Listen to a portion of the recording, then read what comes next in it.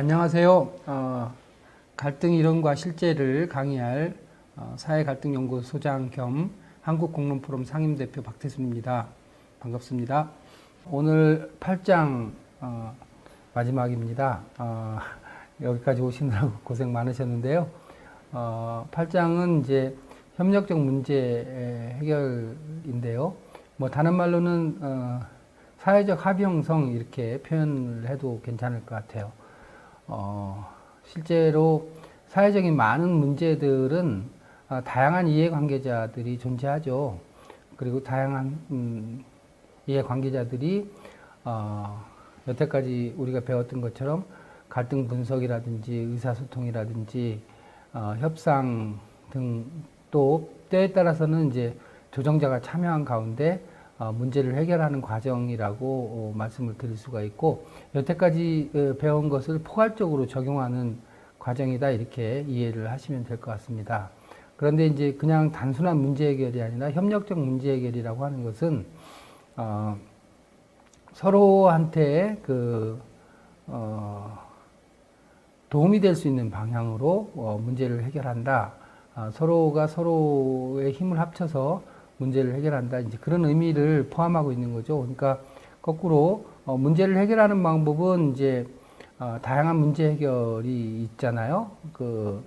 일방적으로 문제를 해결하는 방법도 있습니다. 힘에 의한 문제 해결도 문제 해결 방법 중에 하나라고 볼 수 있죠. 그런가 하면 법에 의한 문제 해결도 있을 수 있고, 그런가 하면 이해관계를 적대적으로 나누는 경쟁을 통해서 문제를 해결하는 방법도 있을 수 있습니다. 그것도 문제 해결의 한 방법이라고 볼 수 있죠. 그런데 이제 여기서 말하는 협력적 문제 해결은 서로가 대화를 통해서 서로 윈윈할 수 있는 대안을 도출해서 일방적으로 손해를 보는 사람이 없도록 문제를 발전적으로 해결하는 방법을 협력적 문제 해결이다 이렇게 얘기를 하는 거고요. 그 다음에 이제 이 협력적 문제 해결에서 굉장히 중요한 것은 단순히 이해관계만을 서로 주고받고 하는 협상의 차원을 넘어서는 경우도 많습니다. 공동체에 대한 관심이라든지 갈등으로 인해서 발생할 수 있는 여러 가지 부작용을 최소화시키기 위해서 서로 힘을 합쳐서 문제 해결을 하는 과정이라는 측면에서 큰 특징이 있다 이렇게 말씀을 드릴 수가 있습니다. 협력적 문제 해결을 이제 CPS라고 얘기를 하는데, Collaborative Problem Solving이라고 해서 서로 힘을 합쳐서 문제를 해결한다 이렇게 표현을 할 수 있는데요. 그 내용을 좀 살펴보도록 하겠습니다. 협력적인 문제 해결이 이제 필요한 굉장히 중요한 근거들에 대해서 먼저 말씀을 드리고, 그 다음에 협력적 문제 해결에서 꼭 지켜야 될 원칙 10가지에 대해서 말씀을 좀 드리겠습니다. 첫 번째는 이제 협력이 필요한 때다 이렇게 볼 수 있습니다.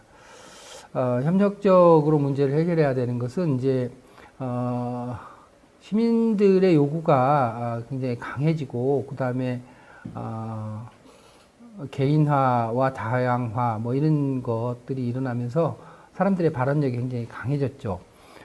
그러면서 이제 리더십이 이전에는 이렇게 대안을 스스로 만들고 그것을 이끌어가는 역할이었다면, 리더십이 이제 그런 다양한 의견들을 조정하고 조율하면서 힘을 모아가는 과정으로 리더십이 변화되고 있다라고 하는 점이 하나의 원인이고요. 그 다음에 이제 해결해야 될 문제가 굉장히 복잡해졌잖아요. 그래서 특별한 하나의 전문성만을 가지고 문제를 해결하기보다는 다양한 요소들을 함께 고려해서 문제를 해결할 수밖에 없는 상황이다 이렇게 말씀드릴 수가 있고, 또 갈등으로 인해서 고비용, 그러니까 사회적인 비용이 계속 증가하는 것을 어떻게 하면은 방지할 수 있느냐라고 하는 고민이 필요했던 것이고요. 또 전통적 문제 해결 방식, 즉 아까 말씀드린 것처럼 힘에 의한 것이나 법에 의한 문제 해결이 아니라 상호 도움이 될 수 있는 자발적인 문제 해결 방식에 대한 대중들의 요구가 커지기 때문이다 이렇게 말씀을 드릴 수가 있습니다.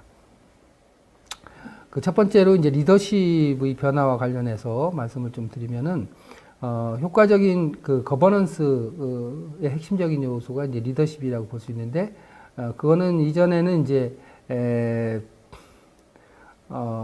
리더가 갖고 있는 내용을 이제 대중에게 이제 관철하는 방식이었었다면 지금은 대중의 요구를 이끌어내는 것이 굉장히 중요한 사회가 벌써 되었죠. 그래서 정책 결정 과정에서 시민의 참여가 매우 중요한 요소가 되었다라고 하는 점이고, 이 시민의 참여를 어떻게 이끌어내느냐라고 하는 것이 리더십에 있어서 핵심적인 요인이 되는 사회에 살고 있다라고 하는 것입니다.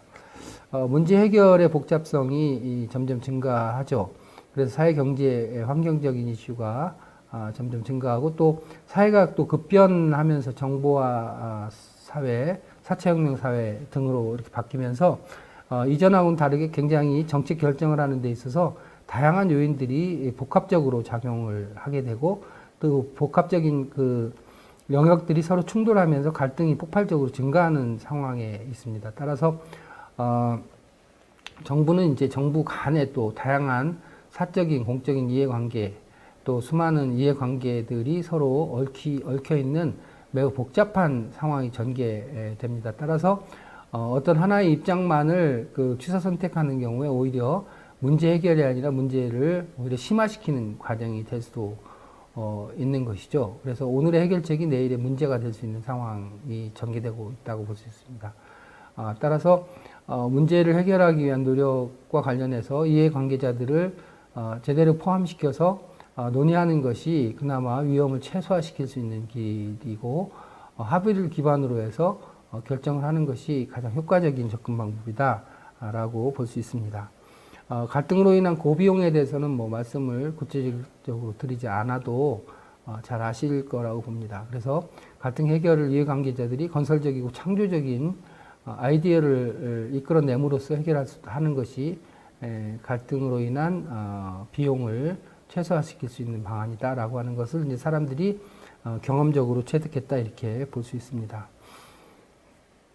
그리고 이제 마지막으로는 전통적인 의사결정 방식에 대한 대중의 불만이 굉장히 크다, 이렇게 말씀드릴 수 있습니다. 대표적으로 이제 상명하달식의 결정 방식에 대해서 사람들이 굉장히 저항이 크죠. 자신의 문제임에도 불구하고 누군가 일방적으로 결정하는 것을 사람들이 이제 더 이상 용인하지 않는다고 볼 수가 있고요. 그 다음에 이제 아까 말씀드린 것처럼 소송이라든지 힘에 의한 문제 해결 방법에 대해서 사람들은 강력하게 저항하게 되면서 오히려 정부의 관리 비용이 폭발적으로 증가하게 되는 상황을 맞이할 수 있습니다. 따라서 이런 협력적 문제 해결 방법은 이런 전통적인 의사결정 방식을 지향하고 보다 더 많은 사람들이 만족할 수 있는 대안을 만들기 위한 방향으로의 전환이 불가피한 환경 속에서 나온 것이다, 이렇게 말씀드릴 수가 있습니다. 이런 이제 그 협력적 문제 해결에 대해서 이해하려면 갈등의 그 유형과 원인에 대해서 기본적인 이해가 필요할 것 같습니다. 갈등이 어떤 갈등이든지 이제 그 한 가지 요인에 의해서만 일어나는 것은 아니죠. 여러 가지 요인들이 복합적으로 작용을 하고 원인도 굉장히 복잡합니다. 갈등의 유형에는 이제 뭐 사실 관련된 그 갈등, 데이터 갈등, 그 다음에 구조 갈등, 그 다음 관계 갈등, 가치 갈등, 뭐 정체성 갈등, 이런 것에 대해서 이제 앞서서 말씀드린 바가 있습니다. 그런가 하면 갈등의 요소에는 이슈, 입장, 이해, 이런 것들이 필요하죠. 그래서 이런 그 갈등의 유형과 원인에 대해서는 갈등 분석을 통해서 상황을 객관적으로 파악할 필요가 있다, 이런 말씀을 갈등 분석에서 말씀드린 바가 있습니다. 또 갈등을 일으키는 그 원인에는 절차적인 문제, 심리적인 문제, 실질적인 이해, 이런 여러 가지 것들이 작용하게 되는데요. 절차적인 문제에 대해서는 이전에 말씀드린 것처럼 공정하게 그 과정, 그 진행 과정을 설계할 필요가 있는 것이죠. 특별히 배제되는 사람이 없도록, 또 힘에 의한 논리가 작용하지 않도록 하는 것이 굉장히 중요하고, 심리적인 이해도 굉장히 중요합니다. 그래서 자신이 존중받으면서 자신의 의견이 존중받고 있고 무시당하지 않는다라고 하는 느낌을 가질 수 있도록 진행하는 것이 굉장히 중요하고, 실질적인 이해라고 하는 것은 논의 결과에서 자신이 일방적으로 피해를 보지 않도록 하는 것이 굉장히 중요하다 이런 측면을 말씀드리는 것입니다. 협력적인 문제 해결은 언제 왜 사용하는가라고 하는 것을 좀 정리해서 말씀을 좀 드리겠습니다. 갈등 해결은 이제 합법적인 방법과 전통적인 방법이 있는데요.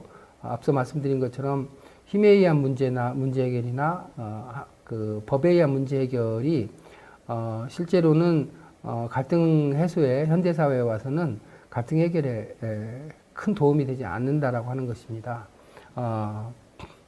또한 이제 그 문제 해결 방법으로서 다수결에 의한 문제 해결 같은 것이 지금은 이제 배제된 소수자를 낳을 수 있기 때문에 다수결보다는 합의에 의한 문제 해결 또 그 사법적인 문제 해결처럼 제3자에 의한 결정보다는 자율적인 문제 해결이 굉장히 강조되는 상황이다 이렇게 볼 수 있습니다. 그래서 정리해서 말씀드리면 협력적 문제 해결 방법에서는 굉장히 중요한 것이 당사자, 그 다음에 자율적인 의사결정, 그 다음에 합의 형성, 그 다음에 서로 윈윈할 수 있는 대안의 도출 이런 것이 굉장히 중요하다 이렇게 말씀을 드릴 수 있을 것 같습니다.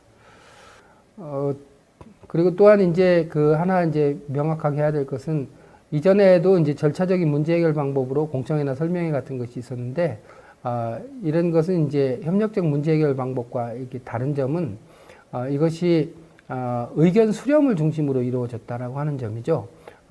그런데 이제 협력적 문제 해결은 실제로 관계자들이 의사결정에 참여한다라고 하는 점에 있어서 차이가 있습니다.